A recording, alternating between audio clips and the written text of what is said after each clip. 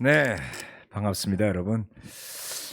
필사 아이디어 정말 좋은데요.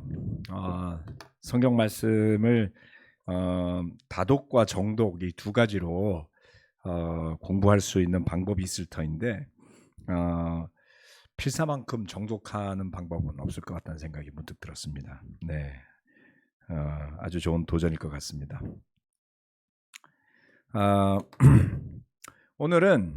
오늘은 히브리서 12장의 말씀을 가지고 함께 말씀을 나누고자 합니다.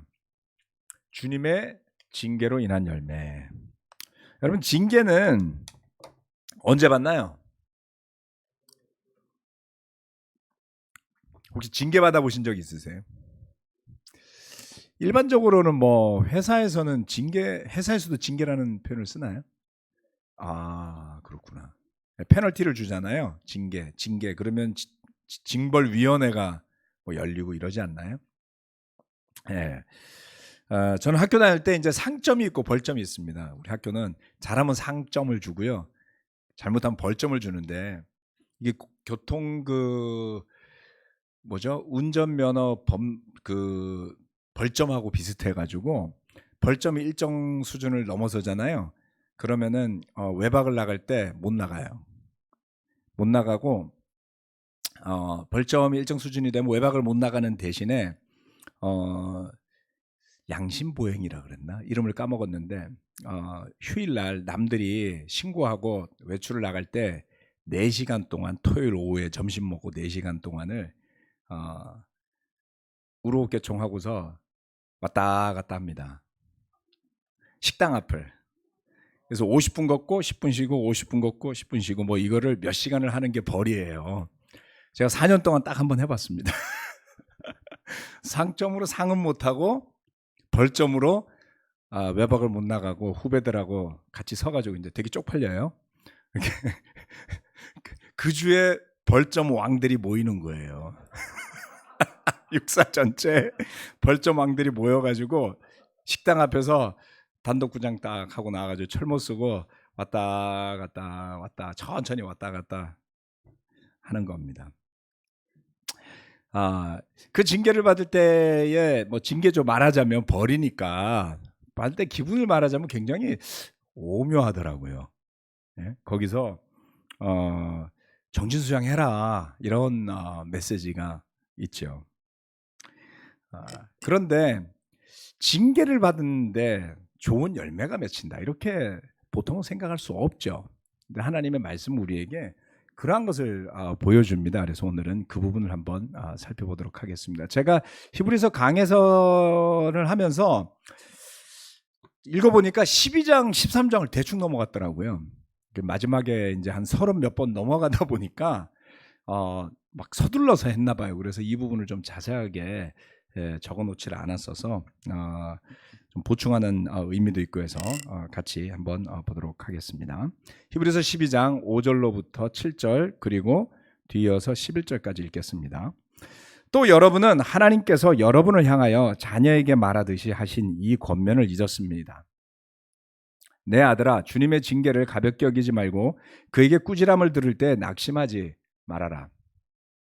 주님께서는 사랑하시는 사람을 징계하시고 받아들이시는 아들마다 채찍질하신다. 징계를 받을 때 참아내십시오. 하나님께서는 자녀에게 대하시듯이 여러분에게 대하십니다. 아버지가 징계하지 않는 자녀가 어디 있겠습니까? 모든 자녀가 받은 징계를 여러분이 받지 않는다고 하면 여러분은 사생아이지 참 자녀가 아닙니다. 9절 말씀부터 11절까지입니다. 우리가 육신의 아버지도 훈육자로 모시고 공경하거든 하물며 영들의 아버지께 복종하고 살아야 한다는 것은 더욱더 당연한 일이 아니겠습니까? 육신의 아버지는 잠시 동안 자기들의 생각대로 우리를 징계하였지만 하나님께서는 우리를 자기의 거룩하심에 참여하게 하시려고 우리에게 유익이 되도록 징계하십니다. 무릇 징계는 어떤 것이든지 그 당시에는 즐거움이 아니라 괴로움으로 여겨지지만 나중에는 이것으로 훈련받은 사람에게 정의의 평화로운 열매를 맺게 합니다. 아멘. 히브리서 12장 말씀들은 잘 생각해 보면 이게 무슨 말씀이지? 라는 생각이 들게 합니다. 몇 년 전이라서 기억을 하실지는 모르지만 히브리서를 받아든 히브리 제자들이죠. 그 유대인 제자들은 어떤 박해, 핍박을 받고 있는 와중이었다라고 배경을 설명드렸습니다. 그래서 히브리서 1장부터 쭉 훑어나오다 보면 그들이 받는 그런 핍박과 압박과 어려움에 굴하지 않도록 권면하고 일깨우고 하는 내용이 많이 나오죠. 그런데 12장에 와서는 징계에 대한 이야기를 하고 있습니다. 주님의 징계를 가볍게 여기지 마라. 이게 무슨 이야기일까요? 그들이 어렵고 힘든 상황에 처해 있는 그것이 자기 잘못 때문이라는 것일까요? 글쎄요. 믿음이 있는데 정말 내 믿음 때문에만 핍박을 받는다면 그래도 좀 굳건하게 인내할 수 있는 용기라도 나지 않겠어요? 그런데 내가 잘못한 것 때문에 징계를 받는다고 생각하면 기분이 어떻겠습니까? 이거 징계 안 받아본 사람들은 잘 모를 것 같아요. 그렇죠? 내가 한 잘못이 드러나서 회사에서 뭐 국가에서 어떤 직분에서 징계위원회가 열리고 그것 때문에 페널티를 받아서 부끄럽게 되고 손해를 감수해야 되고 이런 과정을 겪는다면 글쎄요. 용기를 내기가 쉽지 않죠. 여러 가지 원망하는 마음 또는 자책하는 마음 이런 생각들이 들지 않을까요? 이 히브리인 제자들이 어떤 잘못을 했기 때문에 하나님으로부터 징계를 받고 있었기 때문에 이렇게 썼던 것일까요? 이런 질문이 들었습니다. 첫 번째, 징계를 통해 맺는 정의의 평화로운 열매. 이것이 바로 11절 말씀에 나와 있었던 것이었죠. 그들이 견뎌내야 했던 박해도 있었지만 그 박해를 넘어선 그들 자신의 죄로 인한 하나님의 징계도 있지 않았는가 하는 생각이 들었습니다. 그 박해를 이겨내고자 애쓰는 가운데 여전히 죄 가운데 사는 사람들이 아니었겠습니까? 따라서 믿음을 지키는 것으로 인한 박해뿐만 아니라 스스로의 죄성들 때문에 하나님 앞에 짓는 죄로 인해서 징계 또한 뒤따르는 것이 분명 있었을 수 있다라는 생각을 해보게 되었습니다. 그렇다면 주님의 제자로 살아가고자 하는 우리에게는 두 가지의 종류의 어려움이 다가오는 셈이죠. 그런데 이 두 가지 다 믿음 때문에 생기는 겁니다. 그렇죠? 네, 믿음 때문이에요. 믿음 때문에 받는 핍박도 믿음 때문에 오는 거고요. 하나님으로부터의 징계도 믿음 때문에 오는 거죠. 나머지 사람들은 이미 심판의 대상이라서 이 해당도 안 되는데 우리는 믿음을 가지고 살려고 하다 보니까 죄를 짓고 잘못하게 되면 하나님이 징계하시는 것도 받는 것이다. 야, 그렇게 되면 힘들지 않겠습니까? 하나도 아니고 두 개를. 네, 세상 사람들이라면 겪지 않아도 될 핍박도 받아야죠. 영적인 개념의 죄 때문에 하나님으로부터 받아야 하는 징계까지 겪어야 하다니. 그런데 이 두 가지는 모두 의미가 있는 일이라고 성경 말씀이 우리에게 가르치고 있는 것에 주목해 봅시다. 조금 전에 읽었던 그 5절부터의 말씀은 징계를 하는 그 경우를 아버지가 자녀를 징계하는 예로 들고 있습니다. 성경 말씀은 사랑하는 자녀들을 올바르게 인도하기 위한 아버지의 징계를 매우 중요하게 여기고 있죠. 네, 자녀를 양육하시는 여러분 모두 자녀들을 올바른 말씀과 기준으로 훈계하고 훈련하라고 배우셨잖아요. 네, 지난주인가 저 이제 집에서 식사하면서 아이들을 훈계하고 징계하고 맴매하는 것에 대한 이야기를 밥 먹다 한참 나눴거든요. 그랬더니 아들들이 그러더라고요. 아빠 이제는 큰일 났어. 애를 때리면 안 돼. 그러면 딴 사람이 고발하면 경찰이 와서 잡아가. 우리는 나중에 우리 애들을 어떻게 해야 되지? 네. 그때 달라요. 방법을 찾으셔야 됩니다. 그래서 그럼 집에 가서 때려 그랬더니 그게 최악이었대요. 집에 갈 때까지 너무 힘들다는 거예요. 너 집에 가서 맞을 거야. 이거 너무 고문이라는 거죠.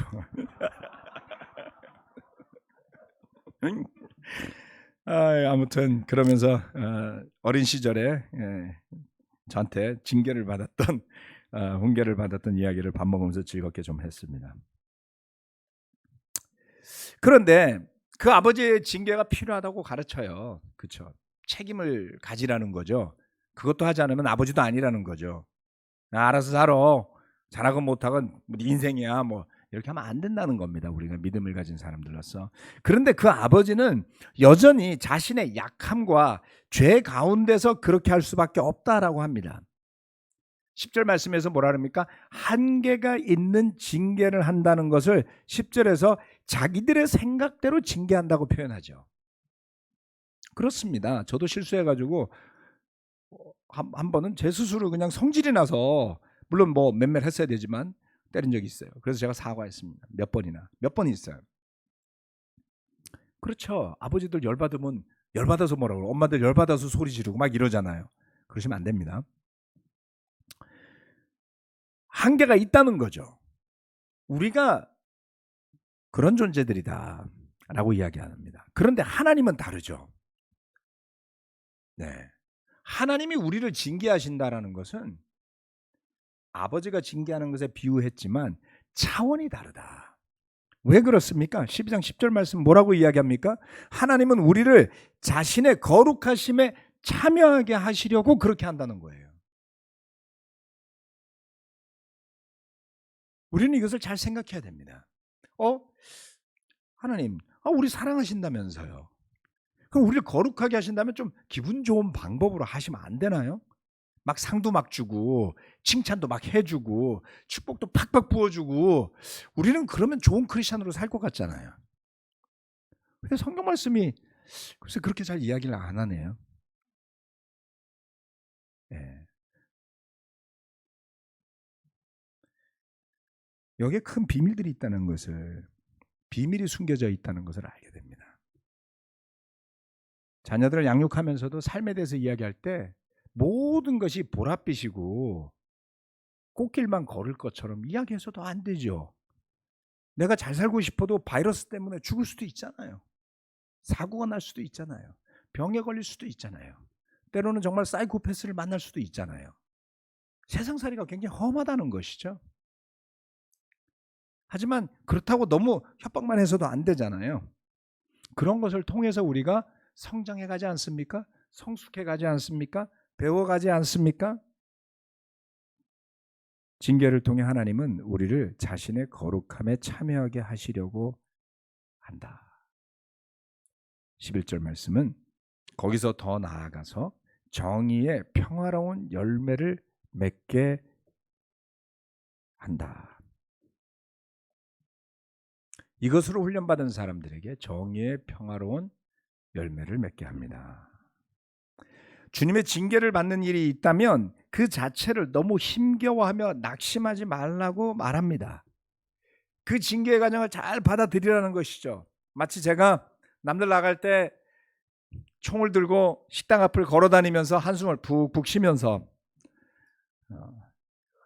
벌점을 그때 왜 받았을까를 곱씹으면서, 물론 그랬기 때문에 두 번 다시 받지는 않았지만, 네, 그렇게 해서 얻은 열매는 잘 모르겠습니다. 그 추억이 하나 있었죠. 4년 동안 나 저거 한 번은 해봤어. 그런 추억은 있었습니다. 그런데 하나님 안에서 우리가 그럴 때에 그 징계를 통해서 훈련되면 정의의 평화로운 열매가 맺힌다. 이게 매칭이 됩니까? 정의는 평화를 가져올까요? 우리나라에서 정권이 바뀔 때마다 정의로운 사람들이 등장해요. 계속 반복되니까 우리는 보잖아요, 지금. 그렇죠? 근데 나중에 보면 그 사람도 별로 안 정의롭잖아요. 그건 둘째치고. 그래서 정의감을 가진 사람이 나타나면 평화가 깨져요. 그래서 제 머릿속에는 정의와 평화가 매칭이 잘 되지 않습니다. 여러분은 어떠세요? 막 정의감에 사로잡힌 사람을 보면 뭐 칼 하나 든 것 같지 않아요? 네. 그런데 정의감에 사로잡힌 사람이 평화로운 열매, 평화로운, 어떻게 정의를 평화롭다고 여기서 설명했는지, 제가 이 말씀을 보면서 깜짝 놀랐습니다. 그 정의라고 하는 것은 우리가 생각하는 그런 정의가 아니기 때문입니다, 여러분. 우리가 도달해야 될 정의가 세상에서 보는 그런 정의가 아니기 때문입니다. 신명기 6장 25절 말씀에 이런 말씀이 있습니다. 우리가 주 우리의 하나님 앞에서 그가 우리에게 명하신 대로 이 모든 명령을 충실하게 지키면 그것이 우리의 의로움이 될 것이다. 의로움. 언젠가 신명기 말씀할 때 이 부분을 좀 더 부연 설명하겠습니다. 이 의로움이라고 말하는 것이 제다카라고 부르는 것이다. 그런데 저번에 말씀드렸죠. 제가 호프대회 하던 날 제다카라는 것은 유대인들이 가난한 사람을 위해서 내는 돈통 이름이에요. 그거는 평화를 가져오지 않겠어요? 하나님의 정의, 하나님의 의로우심은 평화를 가져온다는 거죠. 그런데 우리가 어떻게 그 의로움에 동참하느냐에 대해서 성경 말씀은 전반적으로 그것을 지속해서 반복적으로 설명하고 있습니다. 워낙 불의가 가득한 세상에 살다 보니까 의심도 많고요. 그리고 정말 의롭다라는 것을 우리 스스로 자의적으로 해석하다 보면 자기중심적인, 표현 그대로 자의적인 정의라는 개념에 함몰되기가 쉬운 것 같습니다. 이 말씀은 우리에게 이야기하죠. 저는 이 말씀들 안에 우리가 믿음으로써 겪게 되는, 믿음을 가지고 살아가면서 겪는 어떤 종류의 어려움이라 할지라도 그 모든 것에 의미가 있음을 깨닫게 해주는 비결이 여기에 있다는 것입니다. 많은 어려움들이 올 수 있습니다.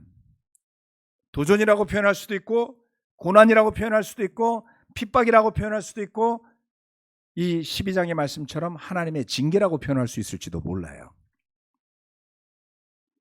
물질적이거나 감정적이거나 육체적이거나 정신적이거나 영적인 그 어떤 어려움이 우리에게 닥친다 할지라도 결코 포기하거나 물러서지 말아야 할 이유가 바로 여기에 있습니다. 하나님 앞에서 우리에게 명하신 대로 충실하게 그 명령에 순종함으로 우리는 의로운 존재가 되는 것이죠. 궁극적으로는 예수 그리스도를 믿는 믿음으로 연결되게 되잖아요. 정의의 평화로운 열매, 그것은 무엇을 의미하겠습니까?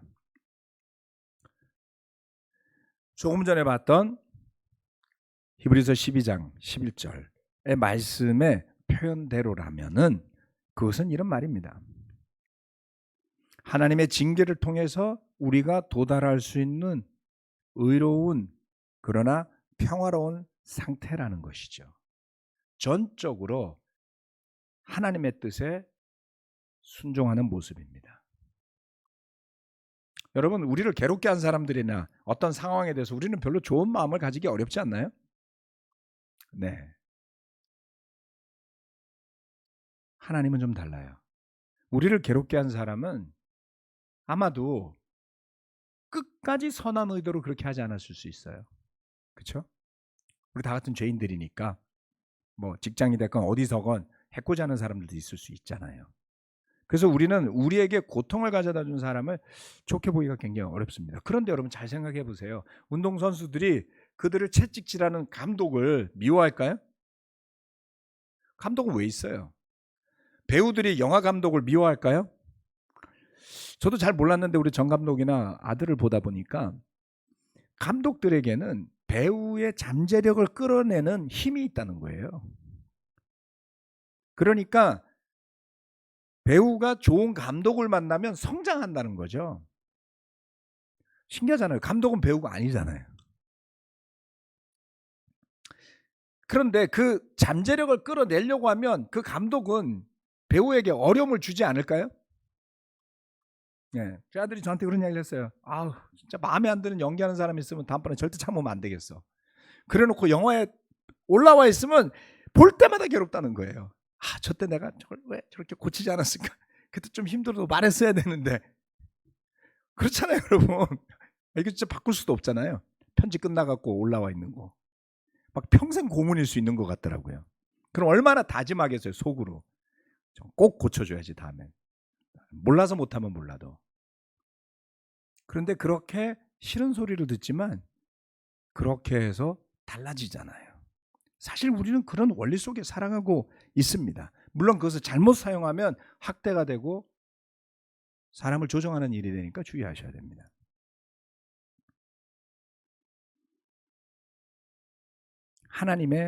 하나님으로부터 온 징계를 잘 견뎌낸 사람이 얻는 것은 하나님이 보시기에 의롭고도 하나님이 보시기에 평화로운 상태로 갈 수 있다.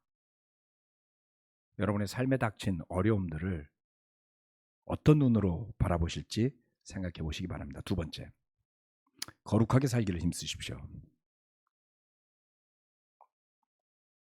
조금 전에도 하나님이 그렇게 함으로써 거룩함에 이르게 하려고 한다라고 하는 말씀이 나왔는데요. 뒤이어서 나오는 구절들도 또한 그것을 강조하고 있습니다. 12장 12절로 14절 말씀. 그러므로 여러분은 나른한 손과 힘 빠진 무릎을 일으켜 세우고 똑바로 걸으십시오. 그래서 절름거리는 다리로 하여금 삐지 않게 하고 오히려 낫게 하십시오. 모든 사람과 더불어 화평하게 지내고 거룩하게 살기를 힘쓰십시오. 거룩해지지 않고서는 아무도 주님을 뵙지 못할 것입니다. 이어지는 말씀 이렇게 이야기합니다. 그러니 징계가 있다 할지라도 희망이 있습니다. 정의의 평화로운 열매를 맺을 수 있습니다. 거룩함에 다가갈 수 있습니다. 그러니 나른한 손, 힘 빠진 무릎이 있다면 일으켜 세우십시오 라고 말합니다. 비틀거리지 말고 똑바로 걸으십시오. 왜냐하면 그것이 곧 끝나기 때문입니다. 그러나 똑바로 걸어간다면 우리는 낫게 될 것입니다. 그리고 모든 사람과 더불어 화평하게 지내고 거룩하게 살기를 힘쓰십시오. 그래야만 주님을 볼 수 있습니다. 이렇게 이야기하고 있습니다. 여러분, 여기 아주 중요한 비결이 들어 있습니다.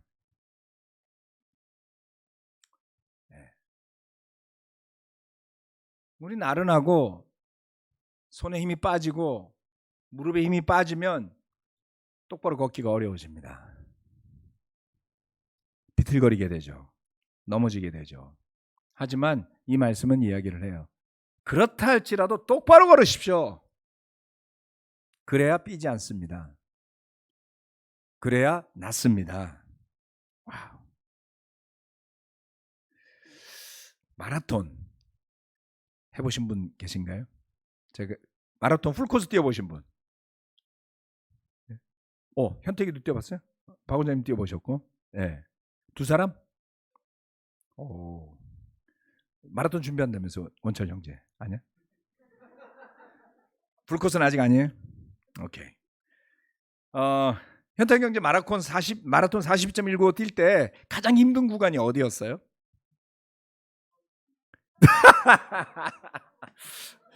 그럼 준비가 덜 된 채로 뛰신 거군요. 많이 뛰신 분들 이야기를 들어보면요, 한 한 30km 갔을 때가 제일 힘들다고 그러더라고요. 30km면은 한 4분의 3 정도 간 거죠. 그러니까 아직 10 몇 킬로를 더 뛰어야지 돼요. 만만치 않아요, 거리가. 그냥 지친 상태에서 뛰기에는 쉽지가 않거든요. 뭐 저는 마라톤을 그렇게까지 길게는 안 해봤고 10km만 뛰어봤는데요. 걷는 건 한 100km를 걸은 적이 있습니다. 20kg의 완전군장을 메고 헬멧을 쓰고 8월 달에 38시간을 걷습니다. 잠 안 자고. 밥 먹는 시간 빼고 휴식하는 시간 빼고 38시간을 넌스탑으로, 그러니까 3일을 걷거든요. 처음에는 뭐 소풍 가는 것 같아요. 맨날 걸었으니까 까짓거 걷지 뭐 이렇게 해서 금산에서 스타트를 딱 하는데 산이 여러 개가 있고요. 그래서 처음은 잘 걸어요. 그 다음날 낮도 지나고 밤이 됩니다. 오후 3시부터 걸어서 이제 24시간을 다 돌아서 이제 30시간을 향해 갈 때쯤, 그때가 언제냐면 한 60km 정도 걸었을 때예요. 60km, 70km. 이제 밤 8시, 10시 이때쯤 되면 막 정신이 오락가락해요. 걷기가 너무 힘들어요. 네. 그게 마라톤의 30km 정도 되는 구간입니다. 아직 갈 길은 많이 남았고 끝이 안 보여요. 걷기가 싫어요. 뛰기가 힘들어요.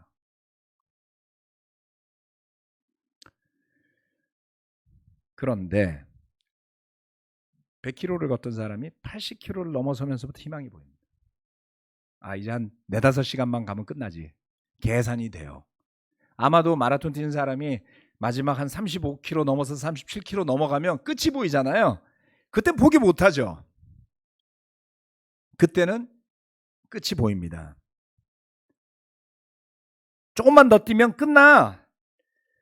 끝이 날 것을 분명히 아는 믿음을 잃어버리면 걷기도 뛰기도 싫어지고 포기할 수도 있습니다.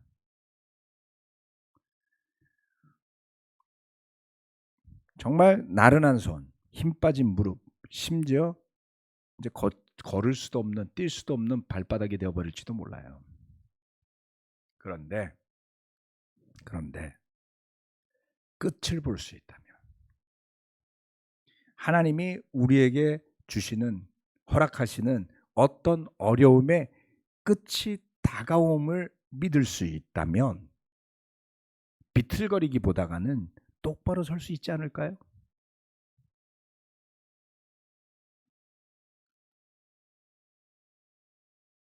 여러분, 어떤 사람이 모든 사람과 더불어 화평하게 지낼 수 있습니까?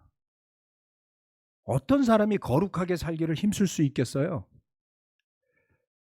끝이 보이는, 끝을 보는 믿음의 사람입니다. 어둠이 너무 길게 드리워져 있는 것처럼 느껴지면 불안하죠. 이 어둠이 언제까지 갈 거야? 이 고난이 언제까지 갈 거야? 그렇게 느껴지면 포기하고 싶은 유혹도 들고요. 타협하고 싶은 유혹도 들고요. 에이, 이쯤에서 그냥 주저앉을까? 이런 생각들도 들기 마련입니다. 불안한데 여러분 어떻게 화평할 수 있어요? 불안한데 어떻게 거룩하기 위한 힘을 쓸 수 있습니까? 거룩하게 살려면, 화평하게 살려면 영적인 힘이 있어야 됩니다. 유혹에 굴하지 않아야 되고 탐욕에 타협하지 말아야 하며 자기의에 빠지지 않을 수 있는 영적인 힘이 있어야 됩니다. 그래서 그러한 힘을 가지고, 아니 물론 지쳤죠. 멀리 왔으니까. 근데 말씀드렸죠. 마지막이 보이면 힘이 난다고요.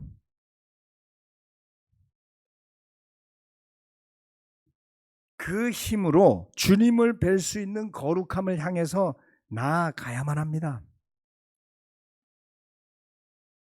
저는 그렇게 저에게 닥친 그것이 무엇이건 믿음 안에서 끝을 보고 가고 있습니다.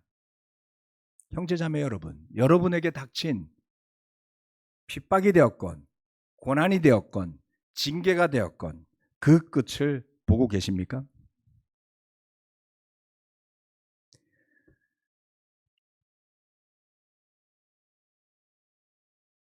어떠한 고난이 되었건 그 징계가 끝날 것을 믿을 수 있다면 그 믿음 때문에 누릴 수 있는 평화가 있습니다. 야고보서의 말씀도 이와 같은 것을 이야기하고 있죠. 야고보서 1장 2절로 4절 말씀. 나의 형제 자매 여러분, 여러 가지 시험에 빠질 때에 그것을 더할 나위 없는 기쁨으로 생각하십시오. 여러분은 믿음의 시련이 인내를 낳는다는 것을 알고 있습니다. 여러분은 인내력을 충분히 발휘하여 조금도 부족함이 없이 완전하고 성숙한 사람이 되십시오. 아멘. 야고보는 한 발짝 더 나갑니다. 시험에 빠질 때에 그것을 더할 나위 없는 기쁨으로 생각하라고요. 이게 잘 됩니까, 여러분? 우리 이경지 한번 가보자고요. 한번 도전해보면 어떨까요? 저는 조금 느낌이 있어요. 극도로 어려운 도전이 되는 Hey sister, they're in the room, in the conference room. Yes, you can go. 그 극도로 힘겹고 어려운 순간을 극복해내는 것을 반복을 하다 보면 오히려 그 가운데 기대하면서 기뻐하면서 그 길을 갈 수가 있습니다. 네, 그게 뭔지 알고 싶으신 분은 저와 같이 공룡능선을 열 몇 시간을 걸어보시면 알 수 있어요. 어떤 분은 가더니 2번 다시 안 온다고요. 네. 그렇죠. 준비 안 된 분을 데려가면 힘듭니다. 네. 그렇지만 여러 번 반복해 본 분들은 그 고통스러운 순간에 열 몇 시간, 우리 한 13시간 정도 걸었죠. 근데 그것을 더할 나위 없는 기쁨으로 여기기 때문에 돈 내서 시간 내서 가거든요. 영적으로도 저는 그렇다고 봅니다, 여러분. 믿음의 시련이 인내를 낳는다는 것을 그래서 아는 것이죠. 물론 어렵지만 이제 반복되어지는 일들도 있다는 것을 안다면 과거에 어떤 어려움, 어떤 감정적인 소모, 어떤 영적인 소모전 같은 그런 것을 겪어보셨고 그것을 이겨내 본 적이 있다면 그 생각을 다시 떠올려 보시기 바랍니다. 여러분이 그 시간을 어떻게 극복해 올 수 있었는지, 그것을 극복했기 때문에 얻었던 영적인 유익이 무엇이었는지, 그것을 잘 이겨냈을 때에 정말로 부족함이 없고 완전하고 성숙한 사람이 된다. 이게요, 그 고난이요, 그 시험 통과했다는 뜻이에요. 괜찮다는 뜻입니다. 그래서 알고 지나가셔야지 돼요. 믿음으로. 왜냐? 똑같은 것이 올 때는 이젠 진짜 기쁨으로 맞이할 수 있는 정도까지 갈 수 있다는 뜻이죠. 믿어지십니까, 여러분? 훈련된 사람이라면. 제가 그렇다는 뜻이 아니고요. 육적인 훈련을 통해서 배우고 느꼈던 것들을 그거보다 훨씬 더 높은 차원의 영적인 것에 비유해 보자면 그런 것이다라는 것이죠. 그래서 야고보는 이 말씀을 썼다고 저는 믿습니다. 그들은 그 경지를 지나가 본 것이죠. 여러분 이 길을 가고 싶지 않습니까? 그렇게 가려면 많은 고난을, 시험을 지나야 된다는 뜻이 아니겠습니까? 그렇다면 기꺼이 우리가 그것을 환영할 수 있는 믿음의 자세도 되어야 할 것이다 는 것입니다. 주님의 징계, 그것이 오히려 축복이 되는 역설적인 내용들이 성경 말씀에 있고요. 그것이 역설적인 가치관대로 살아가는 믿음의 사람들에게 축복이 될 수 있다라는 것을 오늘도 한번 생각해 보시면서 주님 안에서 큰 힘을 받기를 바랍니다. 말씀 마치겠습니다. 아멘.